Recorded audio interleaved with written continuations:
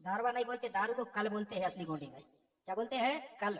ठीक है ना, कल आने होती है दारू।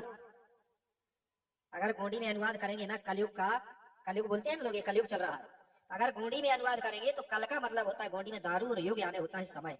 ठीक है ना, समय। तो कलयुग का हिंदी में हुआ दारू वाला समय, हुआ कि नहीं हुआ? और कुछ लोग कलयुग को कलम युग भी कहते हैं, लेकिन मैं यहाँ गोंडी से निकाल रहा हूँ। ठीक है, तो कलयुग का मतलब हुआ दारू वाला समय। तो जिस समय इस देश में दारू का प्रचलन बढ़ा तो लोगों ने कहा कि यार यहाँ दारू का चलन ज्यादा है, इसलिए इसको बोल दिया कलयुग। अब कलयुग को हटाने के लिए तो सब लोग बोल रहे हैं कि कलयुग हटेगा तब सतयुग आएगा। लेकिन मेरे भाई कलयुग हटेगा कैसे? जिस समय दारू पीना बंद कर देंगे, मतलब ये भारत देश में दारू नहीं रहेगी तो कोई बोलेगा क्या इसको कलयुग? जब दारू नहीं रहेगी तो काय को कलयुग बोलेगा? और जब तक कलयुग हटेगा नहीं तो सतयुग आएगा नहीं, क्योंकि जगह खाली होगी तब तो दूसरा आएगा। तो अब कलयुग हटाने के लिए आप बताइए क्या जटा बढ़ाना पड़ेगा? जटा बढ़ाने से कलयुग नहीं आ सकता, कलयुग हट नहीं सकता। और क्या माला टाला डालने से कलयुग हट जाएगा? नहीं हट सकता, नहीं तो मैं भी डाल के आता। एक पाव चंदन लगाने से नहीं हट सकता। सिर्फ कलयुग हटेगा तो हटेगा सिर्फ जिस समय भारत देश में दारू बंद हो जाएगी तो कलयुग अपने आप हट जाएगा। जटा की जरूरत है ना माला की, ना चंदन की, ना कोई ऊंची टेकड़ी में बैठ के माला जपने की। सिर्फ दारू भर बंद कर दो, अपने आप कोई नहीं बोलेगा इसको कलयुग। जब कल रहेगी नहीं तो क्या बोलेगा? ये बात हमारे पूर्वज लोग बताते थे, वो बात बता रहा हूं, लिखा नहीं है। ठीक है, और ये भी बताए थे उन्होंने कि कलयुग कैसा आएगा। कलयुग के बारे में बताया था, क्या बताया था कि सतयुग के मानव सभी सदा सत्य बोलते थे। जिस समय हमारे बीच में जातियां नहीं थी, छुआछूत भेदभाव नहीं था, कोई दलित था ना कोई शूद्र था, ना कोई एससी ना कोई एसटी ना कोई ओबीसी, मानव एक समान, सबको शिक्षा सबको सम्मान। ये जब व्यवस्था थी उस समय कोई झूठ नहीं बोलता था, उसी को कहते थे सतयुग चल रहा है। सतयुग मतलब सत्य बोलने वाला समय। लेकिन आगे क्या हुआ? सतयुग के मानव सभी सदा सत्य बोलते थे, सबकी संस्कृति उस समय एक थी जिसको गोंडी धर्म या गोंडी संस्कृति कहते थे। ढेर सारे धर्म नहीं थे, सिर्फ सब लोग प्राकृतिकवादी थे। लेकिन आगे हुआ क्या? त्रेता में भाई तितर बितर। सतयुग के बाद में कौन सा युग लगा है? त्रेता ही लगा है। त्रेता का मतलब तीसरा नहीं होता, त्रेता का मतलब होता है तितर बितर करने वाला समय, समाज को तोड़ने वाला समय को त्रेता कहा गया था। त्रेता में भाई तितर बितर, और द्वापर में दुश्मन बने। द्वापर का मतलब दूसरा नहीं होता, द्वापर का मतलब था द्वेष वाला समय, झगड़ा वाला समय। तो द्वापर में झगड़ा हुआ है कि नहीं हुआ है? तो त्रेता में अलग अलग किया गया है कि नहीं तितर बितर लोगों को? तो त्रेता में भाई तितर बितर और द्वापर में दुश्मन बने, और जब गौंड लोग खुद की धर्म को भूल गए तो कलयुग कवियों ने उसी को कलयुग बता गए।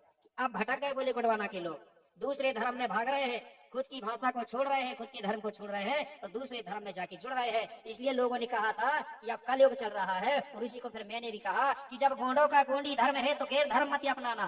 ठीक है ना, बात सही है कि नहीं है? गोंडों का गोंडी धर्म है तो गैर धर्म मत अपनाना, और घर में अगर शक्कर मिलती है तो गुड़ खाने को बाहर मत जाना। बात सही है कि नहीं है? कि जाओगे नरसिंहपुर गुड़ खाने के लिए, वहीं मिलता ज्यादा गुड़। ठीक है, लोग कहेंगे कि घर में शक्कर रखी है और गुड़ के लिए बाहर जा रहे, कितने मूर्ख गोंड है। मतलब कि खुद की धर्म है, खुद की भाषा, और दूसरे धर्म के पीछे भाग रहे हैं। बात वही है कि नहीं? अगर जो भाग भी गए होंगे मेरे भाई, तो अभी भी समय है, लौट के आ जाना, फिर भी तुम्हारा पुरखा बूढ़ा देव जरूर माफ कर देगा। कहीं चले जाओ, कोई धर्म में जुड़ जाओ, शांति कहीं नहीं मिलेगी, क्योंकि ये प्रकृति का नियम है। सुख भी आएगा तो दुख भी आएगा, और दुख आएगा तो सुख आएगा। कहीं चले जाओ, 10-12 साल भर रहोगे, 12 साल के बाद में कोई धर्म साथ नहीं देगा, फिर लौट के आना पड़ेगा। ज्यादा से ज्यादा सुख शांति मिलती है कितने दिन? 3 साल, 3 साल के बाद 5 साल, 5 साल से ज्यादा 12 साल तक रहेगा। 12 साल के बाद फिर वही परेशानी चालू हो जाएगी। कहीं बच्चे पैदा नहीं होंगे, कहीं ये होगा, कहीं वो होगा, कई समस्याएं पैदा होगी। ठीक है, इसलिए अपनी जगह पे रहो।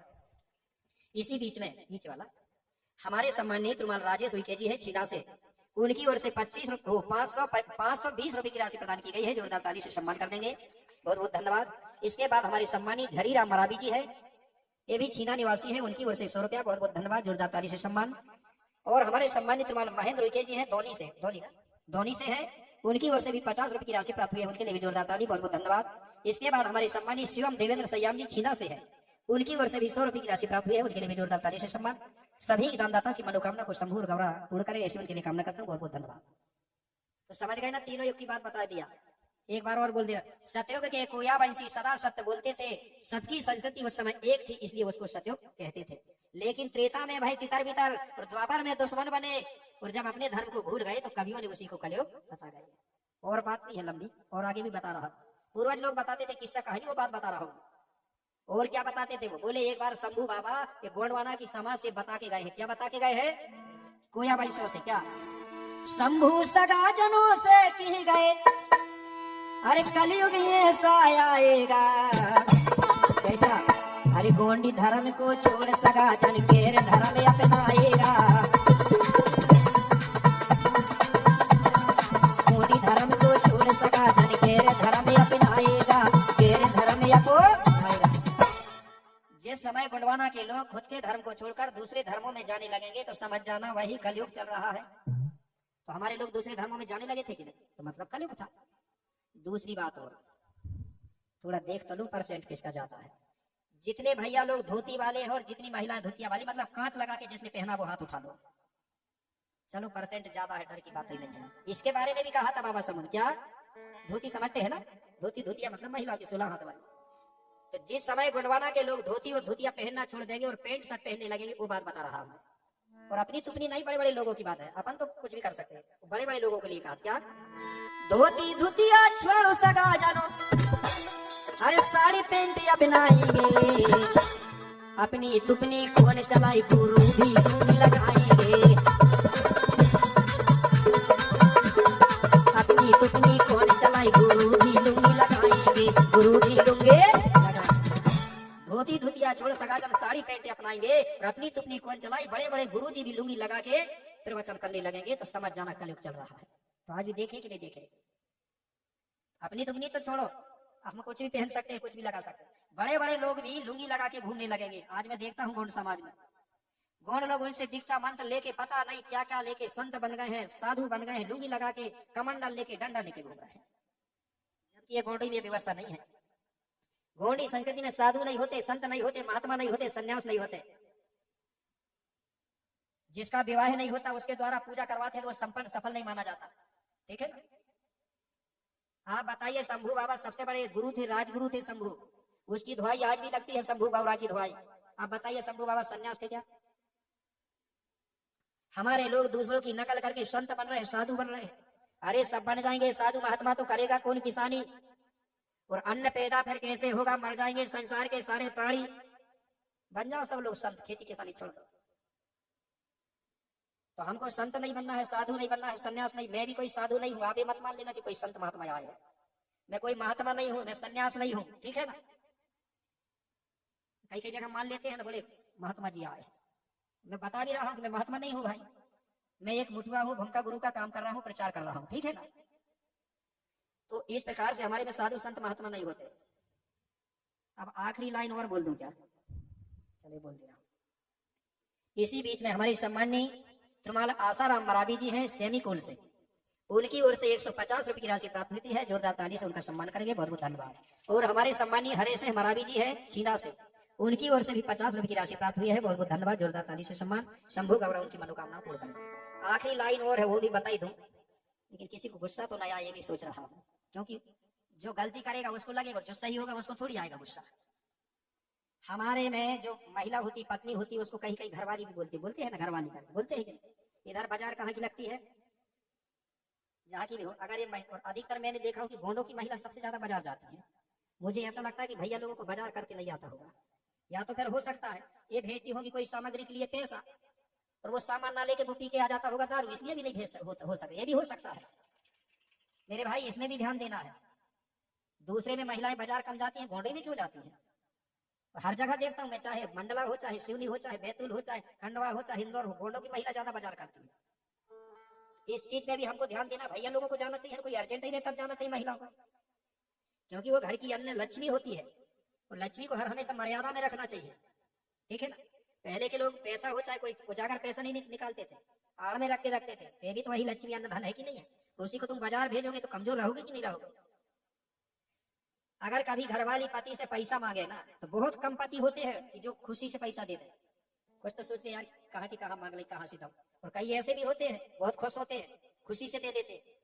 तो एक जगह की बात, एक महिला मांग रही थी पति से पैसा, तो उसने नहीं दिया, मात्र 100 रुपया मांग रही थी अलग से कि पति दो, बाजार के लिए मुझे 100 रुपया अलग से दे दो, मेरा अलग से मैं कुछ सामान लाऊंगी। तो मुझे याद आई तो मैंने एक लाइन बना दिया उसके बारे में, कैसे, और आज भी वही हाल है। घरवाली जब पैसा मांगे, किससे? अपने पति देव से। घर वाली जब पैसा मांगे तो नैया नैया करते हैं, और नाचन के कहीं रंडी आए तो बिगर मंगाए देते हैं। नाचन को कहीं रंडी आए तो बिगर मंगाए देते हैं, बिगर मंगाए देते हैं। मैं गोंडवाना के नाचने वालों को नहीं कह रहा हूँ, रंडी अलग होती है कि नहीं होती? आती भी नहीं होगी आपके घर, पहले हमारे इधर भी जाती थी, भीमगढ़ के आसपास रहती, ठीक है। अब फिर देखो, घरवाली जब 100 रुपया मांग रही तो नहीं है, और कहीं नाचन वाली रंडी आ गई ना तो पी के आसपास खड़े, मेरे हाथ से ले, मेरे हाथ से ले, है कि नहीं? ऐसी की आदत रहेगी तो गोंडवाना आएगा क्या? अगर घरवाली मांग रही 100 तो 500 दो ना, नहीं उसके लिए नहीं है, और पढ़ाई के लिए है। कहीं मड़ई मेला चले गए, घरवाली ने मांगी 100 तो 200 नहीं दे पाए, और मड़ई में कहीं दूसरी पढ़ाई मिल गई, कहीं महंगाई का जमाना, 100 में क्या होगा, 500 ले दूसरी खिलाई, ठीक। तो ऐसे जब तक हम पराये के चक्कर में रहेंगे मेरे भाई, तो गोंडवाना राज्य हो चाहे गोंडी धर्म संस्कृति नहीं, हमारी चीज हमको अच्छा लगना चाहिए, हमारी संस्कृति, हमारी भाषा, हमारी पत्नी, हमारे बच्चे, हमारा राज्य, हमारा देश अच्छा लगना चाहिए, ठीक है। तो इस प्रकार से हमारे पूर्वज बताते थे, मतलब कि ऐसा होगा, तो देखने को मिल भी रहा है। तो इस प्रकार से मेरे सगाजनों, अगर हमको देना है, हाँ, ये 100 रुपए की जो राशि प्रदान की गई है, गुप्त दी गई है, एक बार उनके लिए जोरदार ताली बजाएं। शंभू गौरा उनकी मनोकामना को पूर्ण करे, बहुत बहुत धन्यवाद। तो अगर हमको देना है तो पत्नी मांग रही है 100 तो 500 दो, अगर वो कह रही 1000 की साड़ी कह रही तो तुम 2000 की दो, तो तुम्हारी पत्नी अच्छी लगने लगे, लगेगी कि नहीं लगेगी? तो अपनी चीज हमको अच्छी लगना चाहिए। तो इस प्रकार से मेरे भाई मैं बता रहा था, जो कुपार बाबा है उसने 33 करोड़ बच्चों को बताया कि हमको सिर्फ महुआ का फूल चढ़ाना है, कोई फूल भी नहीं चढ़ाए तो कोई दिक्कत नहीं है, सिर्फ महुआ का फूल चढ़ा दिए आपने तो समझ जाओ पूरे फूल चढ़ा दिए। और कभी भी दारू शराब नहीं चढ़ाना है, और ये 2 चीज को हर हमेशा परहेज करना है, चाहे घर में हो चाहे हमारे देवी देवताओं के ठाना बाना में। दारू पी के आदमी कभी भी देवी देवताओं के पूजा ठाना में प्रवेश नहीं करेगा, सम्मिलित नहीं होगा, जैसे वो चौका से बाहर महिला करती है। और कभी भी पूजा करते समय बोले काला रंग का प्रयोग नहीं करना चाहिए, इस चीज को वर्जित बताया गया हमारी संस्कृति में। काला रंग जैसे काजल है, काला झंडा है, काला कपड़ा है, ये वर्जित है हमारे, क्योंकि काला जो रंग होता है वो विरोध का प्रतीक माना जाता है। और हमारे में ये नहीं है कि नारियल ही होगा तभी पूजा होगी, ये हमारी एक भाव बन गई है आस्था, ठीक है। नारियल नहीं भी होगा तो तुम्हारे बड़ादेव की पूजा 1400 हो चाहे नवा का काम हो, पूजा हो सकती है। हमारे में ये है कि जिस समय जो फल मिलता है, मौसमी फल, जिस समय पपीता मिल रहा है, फल रहे पपीता चढ़ा सकते हो, जाम या जो बिही बोलते हैं वो मिलता है वही चढ़ा सकते हो, मतलब मौसमी फल होना चाहिए, ठीक है। कोई भी फल आप अपने देवी देवता को चढ़ा सकते हो, वो प्रसन्न हो जाते हैं, ये नहीं है कि नारियल होगा तभी पूजा होगी। तो हमारे पूर्वज अधिकतर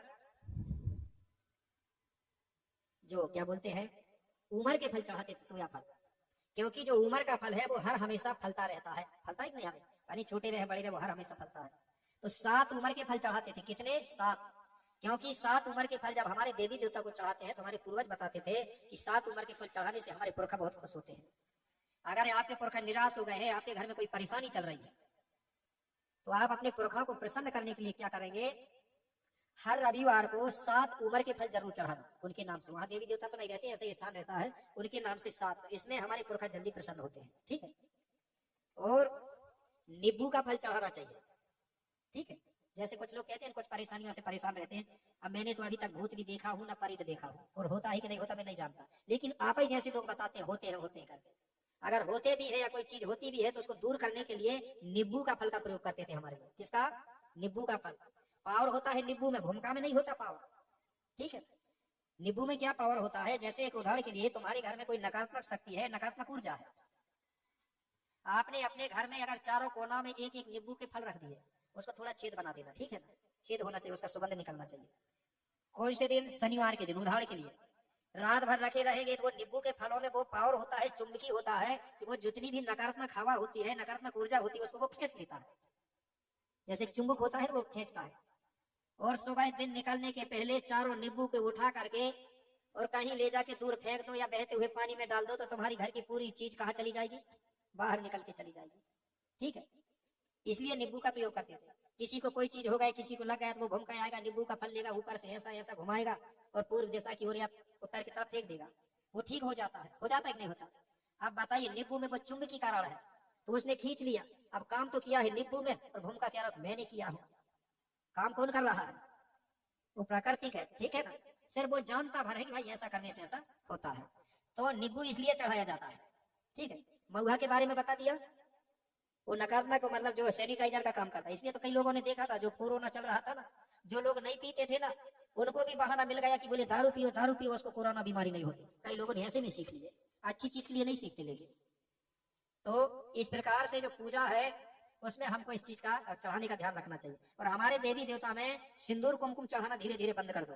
जो सिंदूर होता है ना, महिलाएं जो मांग भरती है, ये हमारे देवी देवताओं को नहीं चढ़ती, जन्म में भी नहीं चढ़ता और विवाह में भी और मरण में भी। आज भी मैं देखता हूँ जन्म विवाह मरण तीनों संस्कारों में ये सिंदूर कुमकुम का ही प्रयोग नहीं होता है। और मुख्य चीज यही है, जब यहाँ नहीं होता तो फिर लोकल पूजा में क्यों होगा? पहले तो हमारी महिलाएं भी मांग नहीं भरती थी, बता रहा हूँ। अब कई कई जगह प्रचार हो रहा था, कई महिलाओं ने क्या किया, जी मान नहीं रही, मान तो सके नहीं हो, तो कई महिलाओं ने क्या करी है, अब बोले लाल जो रंग है वो खून का प्रतीक है, बोले तो उन्हें बदल नहीं और पीला रंग भरने लगे। तो मैंने सोचा कि चलो भर रही है तो पीला कर रही है, कम से कम इससे पहचान तो बन गया कि पीला मांग देख के पता चल जाएगा कि ये गोंडों की राजकुमारी है या गोंडों की रानी है, ठीक है ना। क्योंकि लाल जो रंग है ये खून का प्रतीक है। आपको मालूम होगा, हमारे जो गांव में जो एक देवता होता है जिसको हम महिषासुर बोलते हैं कि नहीं? महिषासुर अलग अलग नाम से अलग अलग जानते हैं, कुछ जगह बुदाल पेन बोलते हैं, कुछ जगह भैंसासुर बोलते हैं। वो हमारा देवता होता है, वो राजा था। उसी को मेरे भाई बाहरी लोगों ने छल कपट से मारा गया। उसको मार करके, और जो बाहरी लोगों की जो सपोर्टिंग वाली जो महिलाएं थी, उन्होंने उसका खून निकाल के और अपना मांग भर के और उसको जाके बताई कि देखो मैंने बोले राजा को मार के आ गई, ये प्रमाण है। और वही खून निकाल के पाँव में लाली लगा के गई और बताई कि देखो ये प्रमाण है, मैंने मार के आई। ये बात को आप लोग समझ गए होंगे, मंच से खुला नहीं बता रहा हूँ, ठीक है ना। तो उसको मारा गया और मारने के बाद उनने मांग भरी और लाली लगाई। इसलिए हमारी गोंडवाना की राजकुमारी या रानी क्या बोलती थी, बोले जो मांग है, बोले हमारा राजा का खून है, बोले हम नहीं भरेंगे, पाँव में लाली नहीं लगाएंगे। तो हमारे में ये व्यवस्था नहीं थी, भली आप लगा रही, गुस्सा मत होना माता शक्ति। हमारे मुंह का लाली भी नहीं लगाती थी, प्राकृतिक देन था। आपको मालूम है लाली के बारे में खोज करना, एक कीड़ा मरता है उसको सुखा करके उसका पाउडर बनाया जाता है, उसका लाली बनती है, उसी को मुंह में लगा रही है, ठीक है। उसको मार के सुखा के पाउडर बनाया जाता है। अभी जो केक बांटते हैं सब इनमें अंडा मिलता है, अंडा मिलाया जाता है, ठीक है। तो हमारे देवी देवता में सिंदूर कुमकुम नहीं चढ़ाना चाहिए, ठीक है ना, ये परहेज है। तो इस प्रकार से मेरे भाई जो गाथा है, मैंने आज की जो गाथा बताया, तो इसको यहाँ पर अब बंद करना पड़ेगा, रोकना पड़ेगा, विराम देना पड़ेगा, क्योंकि समय हो गया है। कल की जो गाथा रहेगी, जो 33 कोट के बच्चों को कुपार बाबा ने पढ़ाया लिखाया शिक्षा दीक्षा दी, आगे चल करके ये 33 कोट के देवता हमारे गोत्री देव बनते हैं, कैसे बने और फिर इनका बंटवारा कैसे हुआ, मराठी लोगों के 7 देव कौन से है, कौन से देवता का उनके बंटवारा में, और उनका जो मुख्य गुरु है भूमिका है वो कौन है मराठियों का, और मराठी लोग कौन से वंशावली कुल में आते हैं, 6 वाले कौन से वंश कुल के लोग हैं, उनके 6 देव कौन से हैं और उनका मुख्य पुजारी कौन है। ये बात आपको कल बताऊंगा, तो आप कल कम से कम डायरी पेन जरूर लाना, क्योंकि नोट करना पड़ेगा, ठीक है। जब नोट करोगे तभी तो याद रहेगा, नहीं तो तुमको पूछेगा। जब शादी विवाह होती है ना, कुछ क्षेत्र में मैंने क्या किया हूँ, कुछ क्षेत्र में ऐसा किए हैं कि जब शादी होगी तो एक दूसरे समधी समधी जब बैठेंगे तो लड़की का पिताजी भी बताएगा कि समधी साहब मैं 6 वाला हूँ, लड़का का बाप भी बताएगा कि मैं 7 वाला हूँ। फिर वो लड़की का बाप कहेगा कि समधी साहब तुम 7 वाले हो तो देव के नाम बताओ, फिर ये बताएगा, फिर लड़की का बाप बताएगा। अगर कहीं दोनों में से एक ने नहीं बताया तो वो समधी कहेगा कि पहले याद करना समधी साहब, उसके बाद में अब बात पक्की होगी। तो ऐसा ही आपके घर भी चलना चाहिए, जब शादी होगी तो समधी समधी एक दूसरे को अपने अपने देव के नाम बताना चाहिए, उसके बाद में फिर विवाह पक्का होना चाहिए। फिर देखना कैसे नहीं करते लोग, फिर पहले याद करेंगे, अरे शादी का समय आने लगा यार, मेरा लड़का का तो याद करना ही पड़ेगा, नहीं तो पक्की नहीं होगी, ठीक है। तो ये लिख के रखना है। तो हमारे जो भूमिका होते हैं 5 भूमिका, उनमें से किसका भूमिका कौन है और कितने देव किसके, कल बताऊंगा, ठीक है ना। तो डायरी पेन लेके जरूर आएंगे, कम से कम लिख लेंगे, नोट करेंगे, तो हमारे बेटा बेटी कम से कम पढ़ेंगे तो याद रहेगा, ठीक है। और साथ में ये भी बात बताऊंगा, क्योंकि मंडला क्षेत्र में और कुछ जबलपुर के किनारे और कुछ जिला कटनी है, सतना है, कुछ जगह आज भी मुंडन चलता है, कोई खत्म होते तो मुंडन होता ना। तो मैं आपको ये बात बताऊंगा कि ये मुंडन चालू कब से हुई है और हमारे में मुंडन है कि नहीं है, और हमारे में 13वीं मनाते हैं कि नहीं मनाते, और जो 13वीं मनाते हैं तो क्यों मनाते हैं और कब से मनाते हैं, ठीक है ना। और वास्तविक में बाल देने से शुद्धिकरण होती है कि नहीं होती है, मुझे तो अभी तक समझ नहीं आया। भैया लोग तो मुंडन होके शुद्धिकरण कर लेते हैं, महिलाओं को नहीं देखा हूं क्या करके शुद्धिकरण करती हैं। का महिला अशुद्ध होती नहीं है, भाई यही भर हो रहे हैं। यह कोई व्यवस्था महिलाओं को शुद्धिकरण का? इनकी तो बाल काट दे तो शुद्ध होगा। लेकिन एक बात जरूर देखा हूं, कभी गुस्सा आ जाती थी गोंड लोगों को ना, तो वो क्या कहते थे, ठीक है बोले अब क्या करेगा, बाहर ले ले में से बोलते थे। ऐसी व्यवस्था तो नहीं है बाहर देने की कि माँ बाप ने जाए जमीन छोड़ के चले गए, बाप से कहो कि बाहर ले ले आप, ठीक है ना। तो ये बात कल सुनने को मिलेगी, ठीक है, कब से चालू हुई और क्यों चालू हुई और कौन मानते हैं और क्या करते हैं, ठीक है। याद दिला देना, भूल भी जाऊंगा तो गाता याद दिला देना इसके बाद में, ठीक है। तो चलो इसके बाद हम सब लोग सुमरनी में सम्मिलित होने के लिए अब अपनी अपनी जगह में खड़े हो जाते हैं।